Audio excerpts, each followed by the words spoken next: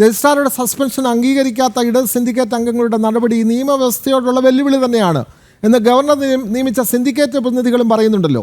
Syndicate കൂടുമ്പോൾ മാത്രമാണ് സിൻഡിക്കേറ്റിന് അധികാരം, അല്ലാത്ത സാഹചര്യത്തിൽ വൈസ് ചാൻസലർക്ക് തന്നെയാണ് അധികാരം. പക്ഷേ ഇത് ധിക്കരിച്ചുകൊണ്ട് ഇന്ന് രജിസ്ട്രാർ ജോലിക്ക് ഹാജരാകുമെന്ന് പറയുന്നു. അപ്പോൾ അദ്ദേഹത്തിനെതിരെയുള്ള പ്രതിഷേധമുണ്ടാകും. അതേപോലെ തന്നെ കേരള VC ഡോക്ടർ മോഹൻ കുന്നുമേൽ ഏതാനും ദിവസങ്ങൾ അവധിയിൽ പ്രവേശിക്കുന്നു. അപ്പോൾ അദ്ദേഹം ഡോക്ടർ സിസ തോമസിന് അധികാരം കൈമാറുന്നു. ഡോക്ടർ സിസ തോമസ് താൽക്കാലിക VC ആയി ചുമതലയേൽക്കാൻ വേണ്ടി അങ്ങോട്ടേക്ക് വരുന്നു.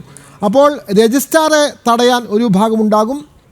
താൽക്കാലിക VC വരുമ്പോൾ അതിനെതിരെ SFI ഉണ്ടാകും. പൊതുവെ കേരള സർവകലാശാലയിൽ സംഘർഷഭരിതമായ അന്തരീക്ഷം ഉടലെടുക്കുന്നു. അങ്ങനെ തന്നെയല്ലേ ശാലിനി?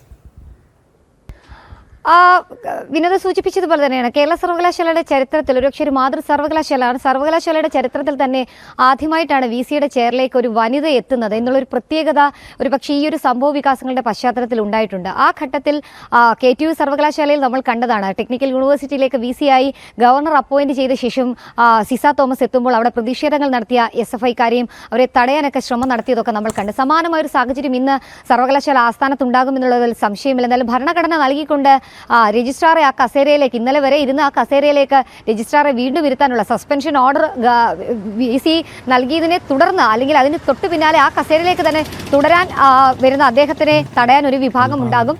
ഒപ്പം തന്നെ സിസ തോമസിനെ തടയാൻ മറ്റൊരു വിഭാഗം SFIയും അവിടെ ഉണ്ടാകുമെന്നുള്ളതിൽ സംശയമില്ല. എന്തായാലും കലുഷിതമായ അന്തരീക്ഷത്തിലൂടെയാണ് സർവകലാശാല കടന്നു പോകുന്നത്. എന്തായാലും ചട്ടപ്രകാരമുള്ള നടപടികളുമായി നിലപാടുകളുമായി താൻ മുന്നോട്ട് പോകുമെന്നുള്ളതാണ് ഈ അവധിയിൽ പ്രവേശിക്കുന്നതിന് മുൻപും VC ഡോക്ടർ മോഹൻ കുന്നുമേൽ അറിയിച്ചിട്ടുള്ളത്. എന്നാലും 5 ദിവസമാണ് അദ്ദേഹം അവധിയിലുള്ളത്.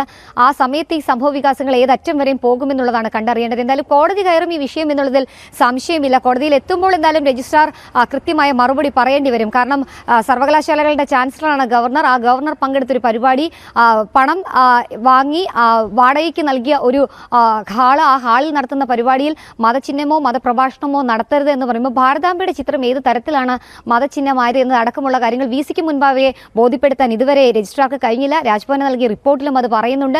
കോടതിയിലേക്ക് പോവുകയാണെങ്കിൽ കോടതിയിലും അത് പ്രതിപാദിക്കേണ്ടി വരും, അത് രേഖാമൂലം അറിയിക്കേണ്ടി വരും. അങ്ങനെ തിരിച്ചടികൾ ഉണ്ടാകാനുള്ള സാധ്യതകളൊക്കെ ഉണ്ട്. ഒപ്പം തന്നെ ഈ ഞാൻ ആദ്യം സൂചിപ്പിച്ചതുപോലെ 74-ലെ നിയമം, സർവകലാശാല നിയമവും രജിസ്ട്രാർക്ക് തിരിച്ചടിയായേക്കാൻ സാധ്യതയുണ്ട്.